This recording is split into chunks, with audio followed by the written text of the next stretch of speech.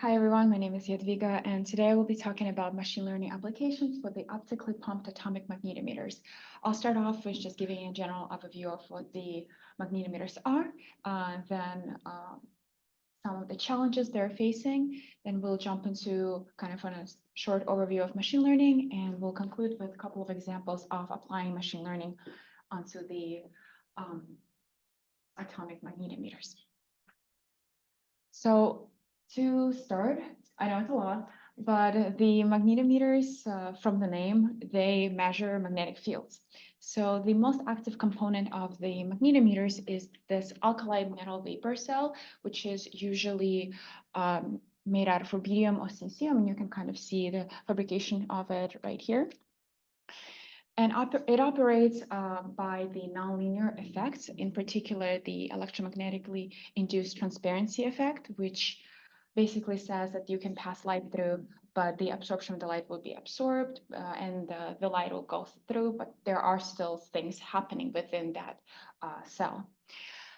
And in order to determine the magnetic field using these magnetometers, you would analyze the coupling strength between the magnetic sublevels that arise due to Zeeman splitting under the magnetization, while you sweep the polarized light through with a specific detuning frequency, and you'd read the transmission amplitude, and you'll see how they get affected. So here I also have presented just the energy level of the rubidium that we will see used in the examples later. All right.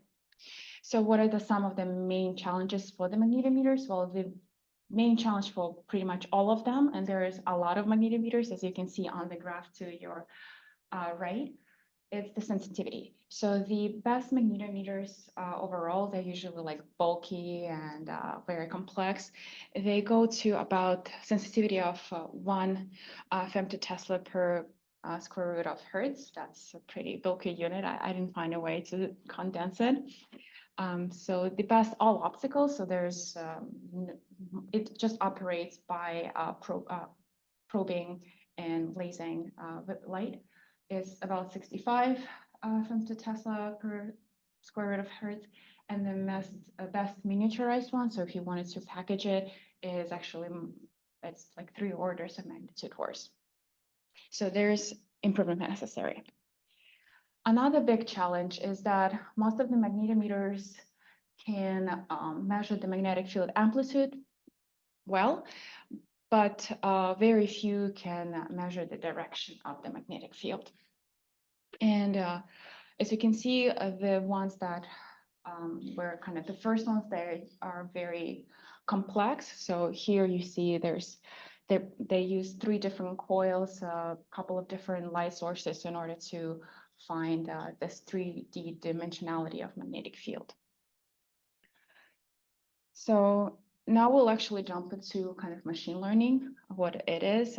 You're probably all familiar, probably most people here used ChatGPT and things like that.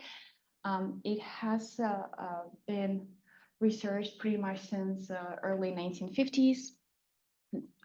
The machine learning itself is trying to just model the neural networks of our brain and use it and make the same thing, so to say. And again, in more recent decades, it's been more available to public use, and researchers outside of computer science have also used it in things like quantum computing, medical diagnosis, wildlife preservation, you name it, it probably has been there. It is a great tool for multi-parameter estimation, and the best kind of the feature of why some researchers turned to use it is that it's pretty much physics theory independent. So you just have your setup, and no matter if there's some error, human error or alignment error, it can model that setup and predict pretty well once you have that set up. But again, there is a problem that it's pretty much also, even though it's physics independent, it's confined to a certain setup. And I do have an asterisk there is because some of the, like a later example on the next slide, it does use some data pre-processing in order to simplify the inputs to this machine learning model. So how it works, again, just a very general overview. It predicts the model on sample data. So you have inputs that are called features. You have outputs called labels. There are maybe several types of different layers in between, depending on how complex and how well fitted you want your algorithm to be. You can increase the complexity of that. And there's just overall different machine learning algorithms available, as seen on the right. The one that we will be using is the regression model, meaning you can have inputs, they can be independent or dependent to each other, doesn't really matter. And based on these features, you would be able to predict a value of the label that you want to have. So here they basically were using like temperature, weather, and what kind of weekend or weekday they were using to predict the amount of ice cream they would buy. That's just one of the very simple examples.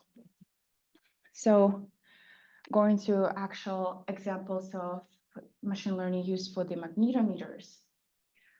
One of the groups that I found used this called kernel principal component analysis. So as a general setup, they also have rubidium atoms, as mentioned before, that undergo Zeeman splitting under magnetization. They use a circularly polarized light, and they measure 500 transmission amplitude, so it's a lot. And with this amount of data, they need to undergo some processing in order to be able to actually use that data.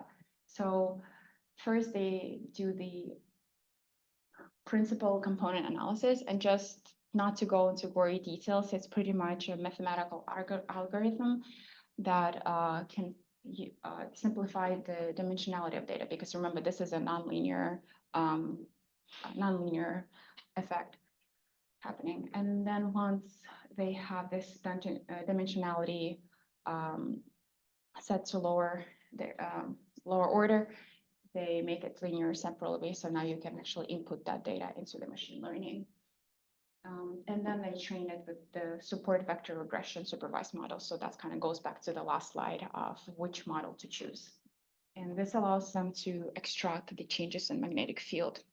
So to explain kind of like what kind of labels they extract,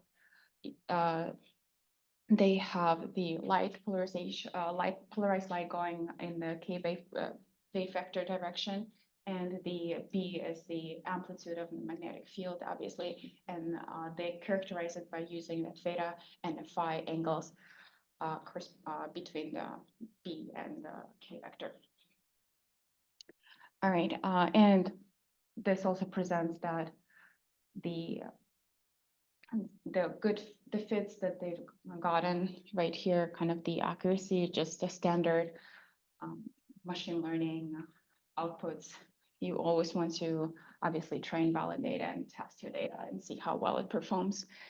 And one of them, they only reduce the dimensionality, and for other one, they also included this kernel part of the model. Another example is kind of a take on the previous approach, but now this group is trying to take this measurement in one shot, meaning they don't take hundreds of them. And the way they do it is they use the elliptically polarized light, and the polarization of which obviously rotates nonlinearly with this magnetic field, again due to the electromagnetic induced transparency effects. And the way they input, they can, after the transmission of the light, they can take the AC components in phase and quadrature of a couple of the first and second harmonics modulation frequency, which again kind of arises from the splitting of the levels, and they input it into the machine learning algorithm and output the labels that we really care about, the amplitude and the two angles that relate the model. They get a pretty good fit, but I kind of found it interesting that their model is still pretty complex to my liking. So it brings us to conclusions.